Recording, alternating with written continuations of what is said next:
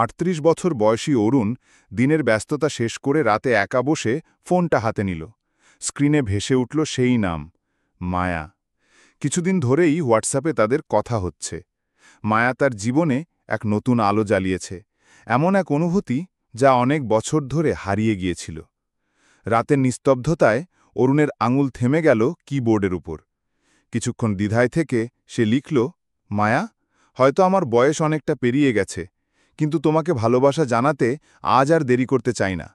তুমি আমার জীবনের সবচেয়ে সুন্দর অনুভূতি। মেসেজটি পাঠিয়ে সে কিছুটা অস্থির হয়ে গেল।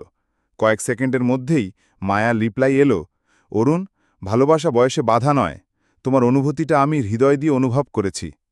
অরুণের মুখে হালকা হাসি ফুটল, মনটা হঠাৎ অনেক হালকা লাগল। তারপর সে শেষ মেসেজ পাঠালো, গুড নাইট মায়া, মিষ্টি স্বপ্নে দেখা হবে। ফোনের স্ক্রিন নিভে গেল, কিন্তু অরুণের হৃদয় ভরে গেল এক নতুন আশায়, নতুন ভালোবাসার আলোয়।